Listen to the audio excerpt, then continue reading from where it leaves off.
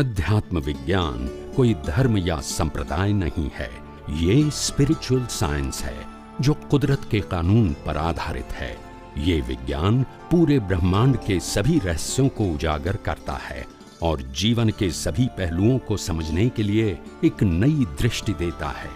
इसी को art of vision कहते हैं, दुनिया को देखने की एक नई दृष्टि, जो अध्यात्म विज्ञानी परम पूज्य स्वामी श्री कमलेशानंद जी के निर्देशन में सनातन सत्य का अनुसंधान कर हमारे जीवन को प्रकाशित करे। जय सच्चिदानंद।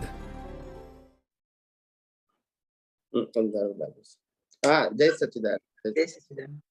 સ્વામીજી, આપે કહ્યું હતું ને એક વખત કે એક સમયમાં નર્ક ગતિના કર્મો બાંધી શકાય અને એક સમયમાં દેવગતિના પણ કર્મો બાંધી શકાય. તો મને એના ઉપર એમ વિચાર થયો કે એક સમયમાં કેવી રીતે બાંધી શકાય. તો પછી મેં વિચાર્યું તો મને એવું લાગ્યું કે એક સમયમાં એટલે જે હાઈ લેવલનો ઈગો થયો, દર્શન હાઈ લેવલનું થાય એટલે ઈગો પણ હાઈ લેવલનું થાય, એવું આપણે કહ્યું હતું. તો એ સમયમાં જે નેગેટિવ વિચારમાં કરતા પણ આવી જાય કે પોઝિટિવ વિચારમાં કરતા પણ આવી જાય, એના લીધે એક સમયમાં એ કર્મ બંધાય. હા, કર્મ બાંધવા માટે બહુ સમય નથી જોઈતો, પણ આપણને ખબર પડતી નથી ને કર્મ બંધી જાય છે. એટલે કર્મ તો ફાસ્ટ બંધી જાય, 1 મિનિટમાં તો કેટલાય કર્મ બંધી જાય. એમ બંધાઈ જાય, પણ આ જેટલો હાઈ લેવલનો ઈગો થાય તો જ આવા એક સમયમાં કર્મ બંધાય ને, એમ મારું કેવું એમ હતું. નહીં, હાઈ લેવલના કર્મો કે લો લેવલના કર્મો, પણ કર્મ બાંધવાની પ્રક્રિયા તો સરખી જ હોય, એની તીવ્રતા જુદી હોય. તમે 1 રૂપિયાનો ચેક લખો કે 1 કરોડ રૂપિયાનો ચેક લખો, એમાઉન્ટ બદલાય. ખ્યાલ આવ્યો ને? હા, એટલે બને પ્રોસેસ એક જ સરખી હોય, તીવ્રતા જુદી હોય. અને મન, બુદ્ધિ, ચિત્ત, અહંકારમાં તમારા કર્મની તીવ્રતા નક્કી થાય છે. પહેલો આશયથી કર્મ બંધાવવાની શરૂઆત થાય અને પછી મન, બુદ્ધિ, ચિત્ત, અહંકારની પ્રોસેસિંગ ફેક્ટરીમાં એની તીવ્રતા નક્કી થાય અને પછી સ્પીચ અને એક્શનના બીજ પડે. દરેક વ્યક્તિ આશયને માઇન્ડ પણ ભાવ બાંધી શકે, મધ્યમ પણ ભાવ બાંધી શકે, સ્ટ્રોંગ પણ બાંધી શકે અને અતિ સ્ટ્રોંગ પણ બાંધી શકે. એટલે આપણે એની તીવ્રતા ઉપર આધાર છે. એટલે આપણે એક જ સરખી હોય, તીવ્રતામાં ચેન્જ થાય. જેમ મારે મારવું છે એ ભાવ થઈ ગયો, પછી મારવું છે, પછી વાણીથી, મનથી, હથિયારથી એને મારે ઇન્જર્ડ કરવો છે, મારી નાખવો છે, કાપી નાખવો છે. આ બધા પ્રક્રિયા તો મારવાની જ છે બધી. એટલે આપણને અલગ. હા, બોલો. આપણને ત્યારે એમ થાય કે ભાવ થાય પછી ખ્યાલ આવી જાય કે ના, આ તો ખોટું થયું, આવું ના હોવું ઘટે, એમ કુદરતી રચના જોઈએ એટલે માઇલ્ડ થઈ જાય ને. હા, પણ એ તો જાગૃતિ રહે તો પ્રશ્ન નથી ને કર્મ બંધાવવાનો. આ બધી વાતો ના જાગૃતિ રહી એના આધારે તો બંધાય છે. જાગૃતિ રહે તો પ્રશ્ન ક્યાં છે? એ તો બરાબર છે. એટલે આટલું હાઈ લેવલ પર ગયા પછી પણ જાગૃતિ નહીં રહેતી હોય સ્વામીજી? આપણે પ્રશ્ન કેવો પૂછીએ છે કે બાળ મંદિરમાં ફેલ થાય તો પીએચડી વાળો પણ ફેલ થતો હશે? આવો તમારો પ્રશ્ન છે. ના થાય, એ ના થાય. 5 વર્ષનો બાબો ભૂલ કરે પણ 95 વર્ષનો કરે તો ના કરે? એને લેવા દેવા શું? ભૂલ તો થાય ને, કોઈ પણ અવસ્થામાં ભૂલ થાય. અને ભૂલ થતી વખતે જેવું હાઈ લેવલ હોય એવી હાઈ લેવલની ભૂલ હોય. નાનો છોકરો એ લેવલની ભૂલ કરે, મોટા માણસોની ભૂલને મોટી ભૂલ કહેવાય, કારણ કે એ સમજી વિચારીને કરે છે, પેલો અણસમજણથી કરે છે. એટલે જેટલી સમજણ વધારે એટલી ભૂલની તીવ્રતા વધારે હોય, ઓછી એટલી તીવ્રતા ઓછી હોય. જ્યાં સુધી સંપૂર્ણ અજ્ઞાન ખલાસ ન થાય ત્યાં સુધી ભૂલ તો થવાની જ છે. બરાબર. એટલે આ બધા જે તીર્થંકરો ને જે આવ્યું હતું હમણાં, તો બધા અમુક તીર્થંકરો જે છે થવાના છે એ દેવગતિમાં જ છે ને અમુક 2 છે એ નર્ક ગતિમાં છે. એટલે ભૂલ તો બધાની થાય જ ને એ વખતે. એમ દેવગતિમાં ગયા એ કર્મનું ફળ જ છે ને. આ કર્મનું ફળ જ છે. એટલે ઈ પોઝિટિવ માં ઈ કરતા પણ આવી ગયું ને આ નેગેટિવ માં કરતા પણ આવી ગયું. બરાબર. એટલે નર્ક ગતિ ને દેવગતિ થાય. એટલે ત્યાં સુધી મને બધાને એ ભૂલ તો થવાની જ હશે ને, એમ છેલ્લે સુધી થાય જ ને. થાય થાય થાય જ નહીં. થાય તારે તો ગતિ થાય, નહીં તો ગતિ કેવી રીતે થાય? સ્વામીજી મને આ ચિંતન મનન વિશે થોડુંક સમજાવો ને, આપણે બ્રહ્માંડના રહસ્યો શોધવા માટે આપ કહેતા હો છો ને કે જે ચિંતન મનન એટલે શું છે કે જેમ આપણે સંસારની કોઈ પણ વાતને સમજવી હોય તો ઊંડા ઉતરીએ છે ને, એવું આ જગતમાં ઊંડા ઉતરવાનું કે આ કુદરત શું હશે, કુદરતી કાનૂન શું હશે, કઈ રીતે કામ કરતું હશે, એમાં જેમ જેમ ઊંડા ઉતરો ને એમ બધા રહસ્ય ખુલ્લા થાય. જેમાં ઊંડા ઉતરો એ ખુલ્લું થાય.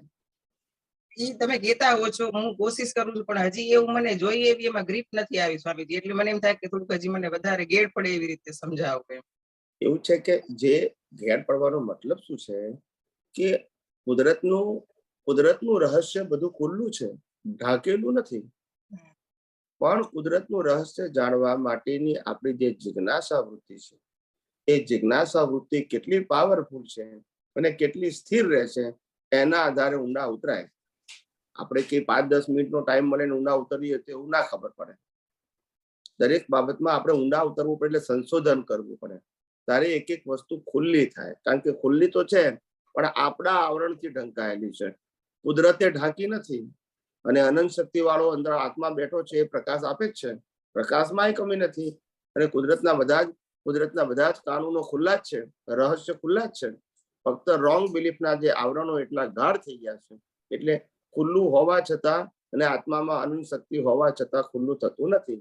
એટલે આપણે દરેક બાબતમાં રિસર્ચ કર્યા કરીએ તો અંદરથી કંઈક અનુભવ થાય. એમ ના થાય, પણ જે ફિલ્ડમાં રિસર્ચ કરો એ ફિલ્ડનો અનુભવ થાય. શરૂઆત કેવી રીતે કરી શકીએ સ્વામીજી? એમ શરૂઆત તો આ રીતે જ કરવાની હોય કે કુદરતી કાનૂન અને કુદરતી રચનાને પહેલા જાડી ભાષામાં સમજો, પછી ઝીણી ભાષામાં સમજો, પછી ઝીણી ભાષામાં સમજો. એમ કરતા કરતા અંદર ઊંડા ઉતરતા જાય, એમ બધું ખુલતું જાય. પણ ધીમે ધીમે સમય આપવો પડે. આપણે કશું એમાં રિલેટિવ સત્ય ના આવે, વિજ્ઞાનમાં બધું સનાતન સત્ય જ આવે, ખુલતા બધા જ પડ ખ્યાલ આવે ને. પણ એટલું ખરું કે આ બધો માર્ગ કેવો છે, ધીરજનો છે, સ્પીડ ના થાય એમાં. આ ફિઝિકલ કામ નથી. ઝીણી ભાષામાં ને જાડી ભાષામાં એટલે શું કહેવા માંગો છો? જાડી ભાષા એટલે આપણને પેલા સ્થૂળ સમજાય, પછી સૂક્ષ્મ, પછી ધીમે ધીમે સૂક્ષ્મ એમ થતું જાય. ખ્યાલ આવે ને? દરેક બાબતમાં સ્થૂળ જવાબ પણ હોય, સૂક્ષ્મ હોય અને પાછો અનુભવનો જવાબ હોય. ત્રણે જુદા હોય, ત્રણે જવાબ જુદા હોય. પેલો જાડી ભાષાનો જવાબ હોય, પેલો ઝીણી ભાષાનો જવાબ હોય અને પેલો મર્મ હોય. મર્મ બધાને ના સમજાય, જાડી ને ઝીણી ભાષા સમજાય. ખ્યાલ આવે ને? મર્મમાં તમારે ઊંડા ઉતરવું પડે, સતત જાગૃતિ, ઇન્ટરેસ્ટ રાખવું પડે અને એની વાહે પડવું પડે. સંશોધન, જેમાં સાયન્ટિસ્ટો સંશોધન કેવી રીતે કરે છે, એ લોકો પાસે કોઈ આધાર હોતો નથી, પણ જે ભૂતકાળના સંશોધનો થયા હોય એમાં જાણે, સમજે, ઊંડા ઉતર કરે. એટલે એક એક વસ્તુ ધીમે ધીમે લિંકથી ખુલતી જાય. એ બધી વસ્તુ ખુલે ત્યારે નવું સંશોધન ખુલ્લું થતું જાય. પણ એ ટાઈમ ગમે એટલો લાગે, કશું કહેવાય નહીં, પણ વાહે પડેલા હોય. પણ આમ સ્થૂળ કશું ના દેખાય તમને. એ લોકોના સંશોધનમાં સ્થૂળ ના દેખાય. એ બહારની લેબોરેટરી નથી, અંદરની લેબોરેટરી છે. જેમ સંશોધન કર્યું એનું એકાદું એક્ઝામ્પલ આપો ને સમજી, આપે જે રિસર્ચ કર્યું હોય ને. હા, આ બધા સાયન્ટિસ્ટો જે રિસર્ચ કરે છે એ સંશોધન જ છે. એટલે હું આપે કઈ રીતે કર્યું એનું એકાદ એક્ઝામ્પલ આપો ને તો વધારે આમ. આ સંશોધનની અંદર અત્યારે જે અમે તમને કીધું કે ભાઈ આ જીવ માત્ર જે કર્મ બાંધે છે, એ કર્મ બાંધવાની પ્રક્રિયા મન, બુદ્ધિ, ચિત્ત, અહંકારની પ્રોસેસિંગ ફેક્ટરીમાં થાય છે. અને એ પ્રોસેસિંગ ફેક્ટરીમાંથી સ્પીચ અને એક્શનના પરમાણુઓ ચાર્જ થાય છે. અને એ ચાર્જ થયેલા પરમાણુઓ આખી લાઈફના, એને કોઝલ બોડી કહેવાય. એ કોઝલ બોડી પછી નેચરલ ક્લાઉડમાં જાય અને નેચરલ ક્લાઉડમાંથી પછી કુદરત એને કાનૂન પ્રમાણે અને 5 તત્વોની સહાયથી સમય પ્રમાણે રિઝલ્ટ આપે છે, જેને આપણે 5 સમવાય કારણો કીધા છે. દ્રવ્ય, ક્ષેત્ર, કાળ, ભાવ, ભાવિ. આ 5 વસ્તુ કુદરત ભેગી કરે એટલે કાર્ય થાય. હવે આ પ્રક્રિયા જે છે એ દુનિયાની કોઈ ચોપડીમાં ના હોય,